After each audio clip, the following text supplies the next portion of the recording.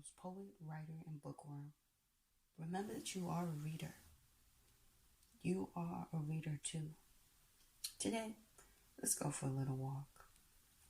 I'm going to a bookstore today, and I'm going to show you everything from babies to kids to children's literature to teen fiction to young adult literature to adults. Adults range from philosophy, science fiction, self-help, poetry, romance, nonfiction, history. If it's a genre, if you're into it, if you thought about it, trust me, there's a book out there for you. No excuses. Do not limit yourself. There was something that I found, and you might see in one of these clips by the reading agency, and there's supposed to be summaries of bigger books that enable adults to read. Snippets and summaries of bigger books to make it easier to understand or easier to read. I believe that tools like these are available to us for those who don't have enough time, for those who have been too overwhelmed by how long it may take them to read a book so they don't pick a book up at all. These are quick reads.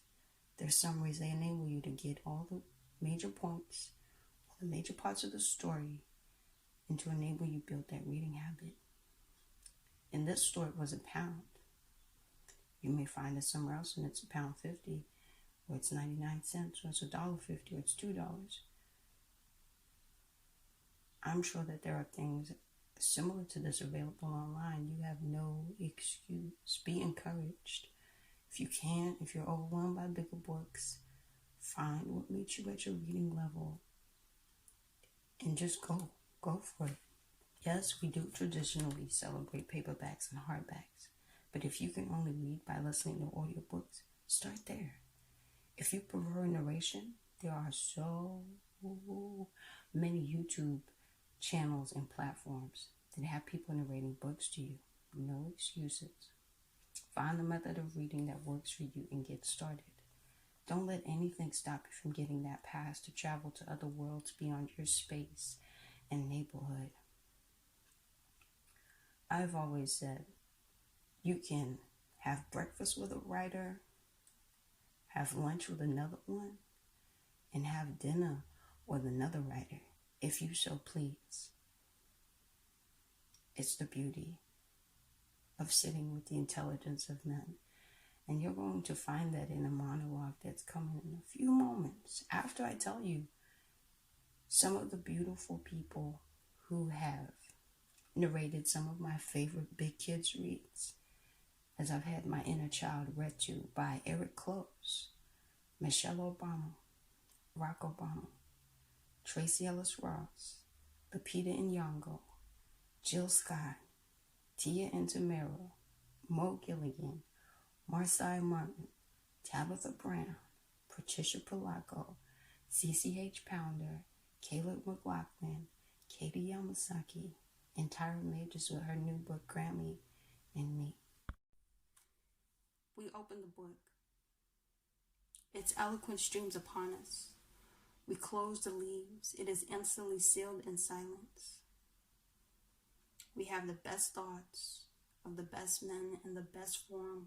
We benefit by a close communion with great and shining characters, without being annoyed by their foibles and eccentricities, which appear to be more particularly inherent in genius. Had we lived in the same time and possessed the intimacy of Dr. Johnson, we should have been shocked to find that with all his intelligence and strength of mind, he was contracted in principle, insolent and overbearing in argument. We don't have to deal with the shortcomings of our favorite writers, but instead reading exposes us to what matters: the beauty of their minds, their intelligence, their creativity, their knowledge, their experience. And books are treasured up the mature fruits of the greatest and most cultivated minds. They contain the pure and condensed intelligence of the human mind without any proportionate allow of its passions and weakness.